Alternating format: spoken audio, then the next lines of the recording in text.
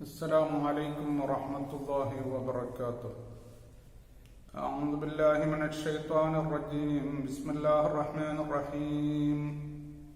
الحمد لله رب العالمين والصلاة والسلام على سيدنا محمد وعلى آله وصحبه أجمعين. ആദരണീയരായ ശ്രോതാക്കളെ, നമ്മുടെ വിഷയം കല്യാണത്തെപ്പറ്റിയാണ്. കല്യാണം കഴിഞ്ഞ് പിന്നീടുള്ള ജീവിതം വളരെ സമാധാനത്തോടെ, സ്നേഹത്തോടെ, കാരുണ്യത്തോടെ പരിശുദ്ധ ഖുർആനിൽ അല്ലാഹു പറഞ്ഞതുപോലെ ആണെങ്കിൽ അതുമൂലം നമുക്ക് നമ്മുടെ മാനസിക ശാരീരിക നന്മക്ക്, ആരോഗ്യത്തിന് വേണ്ടി കിട്ടുന്ന നേട്ടങ്ങളെപ്പറ്റി, ഗുണങ്ങളെപ്പറ്റി ഒരുപാട് ഞാൻ പറഞ്ഞു. ഇനിയും ഒരുപാട് പറയാനുണ്ട്. ഇൻഷാ അല്ലാഹ് പറയുകയാണെങ്കിൽ ക്ലാസുകൾ ദിവസങ്ങളോളം നീളും. അതുകൊണ്ട് ഇൻഷാ അല്ലാഹ് നാളത്തതോടെ ഈ വിഷയത്തിലുള്ള ക്ലാസ് അവസാനിപ്പിക്കുന്നു. പഠനം പറയുന്നത് നല്ല കല്യാണം കഴിഞ്ഞുള്ള നല്ല ജീവിതം അത് നിരക്ക് കുറക്കുന്നുണ്ട് എന്നാ പറയുന്നത്. കാരണം അവിടെ പറയുന്നത് ഫീലിംഗുകൾ, ചിന്തകള്, ഞാൻ ഒറ്റക്കാണ്, ഏകനാണ്, ഏകാന്തവാസം, ഇതൊക്കെ ഇല്ലാണ്ടാകുന്നത് കല്യാണം കഴിക്കലോടുകൂടെയാണ്. അങ്ങനെയുള്ള ഫീലിംഗ് എപ്പോഴും ചിന്ത, ഭയങ്കരമായ ചിന്ത, അത് ഉണ്ടാകാൻ പാടില്ല എന്ന് അല്ലാഹു തആല പരിശുദ്ധ ഖുർആനിലെ സൂറത്തുൽ കഹ്ഫിലെ 6-ാമത്തെ ആയത്തിലും പറഞ്ഞിട്ടുണ്ട്. ഫലഅല്ലക ബാഖിഉൻ നഫ്സക അലാ ആസാരിഹിം ഇല്ലം യുഅ്മിനൂ ബിഹാദൽ ഹദീസി അസഫ എന്ന് അല്ലാഹു പറഞ്ഞു. ചുരുക്കത്തിൽ പറയുന്നു, അവിശ്വാസികൾ വിശ്വസിക്കാത്തതിന്റെ പേരില് ചിന്തിച്ചിട്ട്, ചിന്താകുലനായിട്ട് നബിയെ തങ്ങൾ അവിടുത്തെ ശരീരത്തെ നശിപ്പിക്കരുത് എന്ന്. അതിൽ നിന്ന് നമുക്ക് മനസ്സിലായി, അനാവശ്യമായ ചിന്തകള്, വിഷമങ്ങള്, ഉത്കണ്ഠകള്, വിഷാദങ്ങളൊക്കെ മനുഷ്യന്റെ ശരീരത്തിനെ തീർച്ചയായും നശിപ്പിക്കുമെന്ന് ശാസ്ത്രജ്ഞന്മാരും പറയുന്നത് അങ്ങനെയാണ്. ഏകാന്തവാസം, ചിലപ്പോ ചില ഔലിയാക്കൾക്കൊക്കെ ഏകാന്തവാസമുണ്ട്, അത് വേറെ വിഷയമാണ്. അവര് അള്ളാഹുമായിട്ടുള്ള ബന്ധത്തിലൂടെയുള്ള ഏകാന്തവാസമാണ്, അത് വേറെ കാര്യമാണ്. ഇങ്ങനെ ഒരു ഒറ്റപ്പെട്ട് ജീവിക്കുക, കല്യാണം കഴിക്കാതെ ജീവിക്കുക, ഇത് അവര് പറയുന്നത് അവിടെ ഓൾ കോസ് മോർട്ടാലിറ്റി എന്നാണ്. ഇങ്ങനെ ഉണ്ടാകുമ്പോഴേക്ക് മരണനിരക്ക് കൂടാനുള്ള കാരണമാകുന്നു. ഇനി ജേണൽ ഓഫ് ഫാമിലി സൈക്കോളജിയുടെ പഠനത്തിൽ പറയുന്നത്, അതായത് സ്നേഹം, സന്തോഷം, സമാധാനം, ഇതാണ് ഒരു ഫാമിലിയുടെ കല്യാണം കഴിഞ്ഞുള്ള ജീവിതത്തിന്റെ, ആ ബന്ധത്തിന്റെ ക്വാളിറ്റി, നല്ല ക്വാളിറ്റി. അത് ഇല്ല എങ്കിൽ അത് ഒരിക്കലും നല്ല ജീവിതമല്ല, ഒരുപാട് രോഗങ്ങൾ ഉണ്ടാകും. ഇനി ഒരുപാട് ഇൻകമ്മുകൾ ധാരാളം ഉണ്ട്, പണങ്ങൾ ധാരാളം ഉണ്ട് എങ്കിലും ഇത്ര സമാധാനം ഒരിക്കലും കിട്ടുകയില്ല. എത്ര പേരാണ് ധാരാളം സമ്പത്തുണ്ടായിട്ട് പോലും അവർക്ക് വീട്ടിൽ സമാധാനമില്ലാതെ വിഷമിക്കുന്ന, രോഗികളാകുന്ന അനവധി പേരെ ഞാൻ കണ്ടിട്ടുണ്ട്, പലരും പറയുന്നുമുണ്ട്.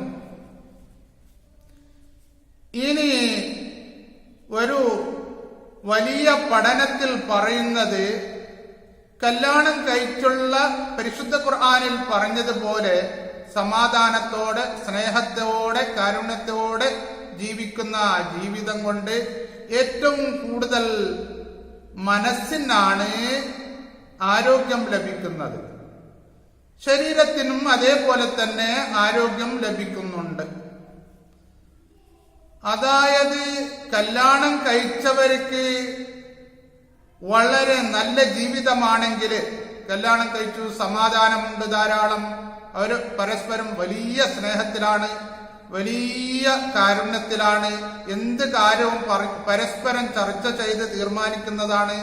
സത്യത്തിൽ കാഴ്ചയിൽ 2 ശരീരമെങ്കിലും അത് ഒരു ശരീരമാണ്. കാരണം നമ്മുടെ ശരീരത്തിന്റെ ഏതെങ്കിലും ഒരു അവയവങ്ങൾക്ക് എന്തെങ്കിലും പറ്റുകയാണെങ്കിൽ അതിലേക്ക് ഒരു വേദന അത് അനുഭവിക്കുകയാണെങ്കിൽ ശരീരം ആസകലം വേദന അനുഭവിക്കുന്നത് പോലെ ഒരാൾക്കെങ്കിലും പരസ്പരം ഒരാൾക്ക് എന്തെങ്കിലും വേദന അനുഭവിക്കുമ്പോഴേക്ക് രണ്ടാൾക്കും വല്ലാത്ത വേദനയാണ് ആ വിഷയത്തിൽ. അത്രയും സ്നേഹത്തിന്റെ ജീവിതമാണ്.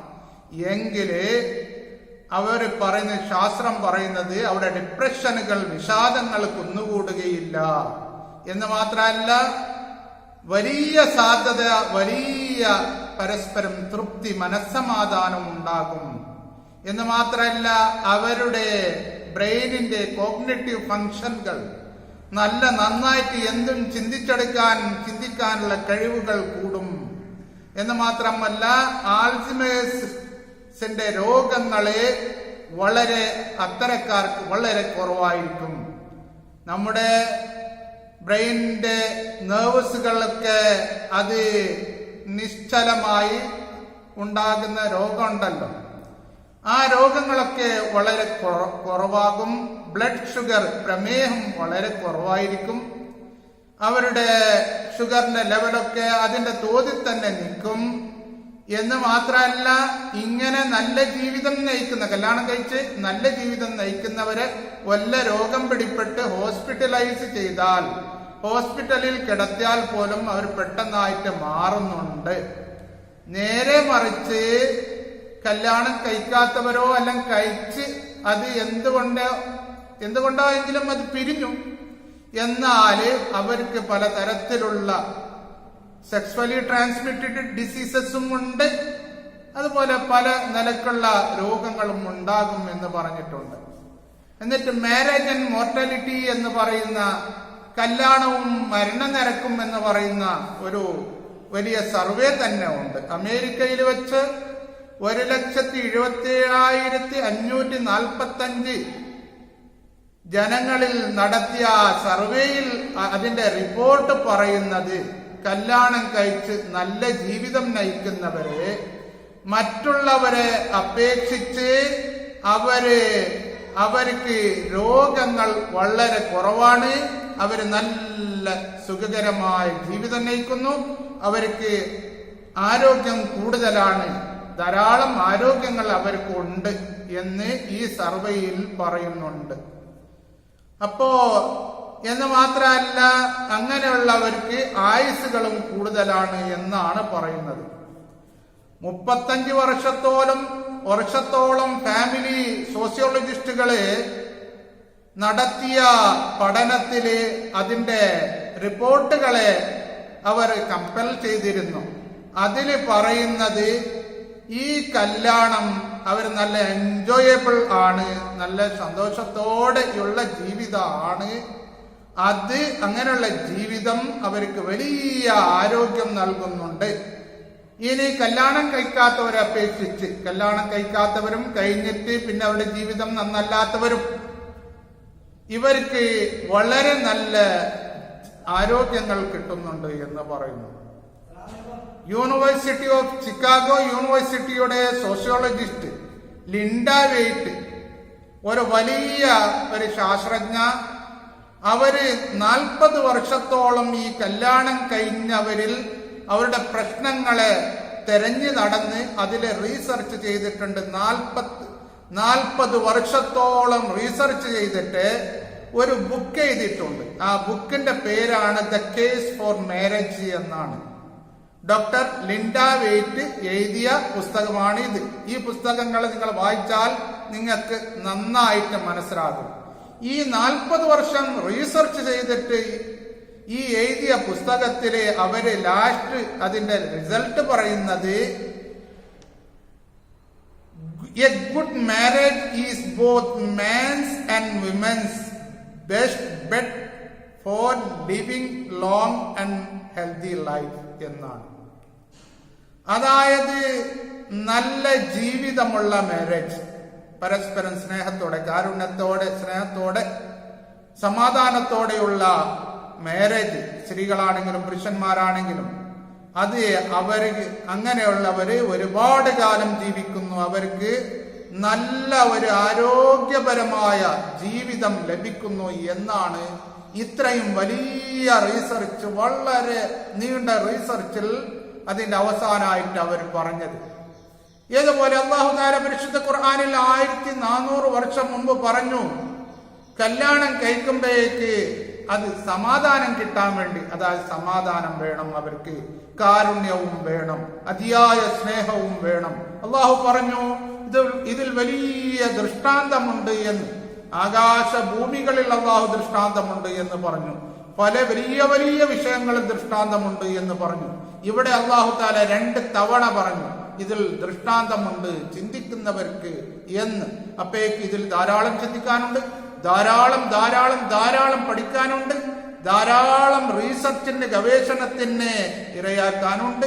അത്രയും വലിയ ഒരു പ്രശ്നമാണ്. അതിനെ പഠിച്ച് നാം അതുപോലെ പ്രവർത്തിച്ചാൽ നമുക്ക് യാതൊരു രോഗങ്ങളോ ഇല്ല, പ്രശ്നങ്ങളോ ഇല്ല, യാതൊരു നിലക്കും വ്യസനിക്കേണ്ട ആവശ്യം തന്നെ ഇല്ല. ഇങ്ങനെ നമുക്ക് ഇൻഷാ അല്ലാഹ് ഒരുപാട് കാര്യങ്ങൾ പറയാനുണ്ട്. അല്ലാഹു തആല ധാരാളം പഠിക്കുവാൻ നമുക്ക് തൗഫീഖ് നൽകട്ടെ. ലോക ജനതക്ക് നമ്മെ കൊണ്ട് ആകുന്ന സഹായങ്ങൾ, സഹകരണങ്ങൾ ചെയ്യുവാനുള്ള തൗഫീഖും അല്ലാഹു ചെയ്യട്ടെ. നമ്മുടെ കയ്യിലൊന്നുമില്ല എങ്കിലും അല്ലാഹുവിനൊരു പ്രശ്നമല്ല. ഒരുപാട് ആൾക്കാർ, വിധവകള്, അനാഥകള്, രോഗികള്, വീട്ടിൽ നിൽക്കുന്നവർ, അനാഥാലയം ധാരാളമുണ്ട്. അത് നടത്തുന്നവർക്ക് അല്ലാഹു ആയുരാരോഗ്യം നൽകട്ടെ. വീട്ടിൽ നിൽക്കുന്ന ഒരുപാട് ആൾക്കാർ പല പ്രശ്നത്തിലും പാവങ്ങളും സാധുക്കളും ഉണ്ട്. അവരെ സഹായിക്കേണ്ടത്, അത് അറിഞ്ഞ് സഹായിക്കേണ്ടത് അവരവരുടെ ബാധ്യതയാണ്. അത്തരക്കാർക്കെല്ലാം പടച്ചവന്റെ പൊരുത്തത്തിലായി സഹായിക്കുവാൻ അല്ലാഹു നമുക്ക് തൗഫീഖ് നൽകട്ടെ. ഈ ഭൂലോകത്ത് അല്ലാഹു ശാന്തിയാൽ നിറക്കട്ടെ. ആമീൻ. വആഖിറു ദഅവാനാ അൽഹംദുലില്ലാഹി റബ്ബിൽ ആലമീൻ. അസ്സലാമു അലൈക്കും വറഹ്മത്തുള്ളാഹി വബറകാതുഹു.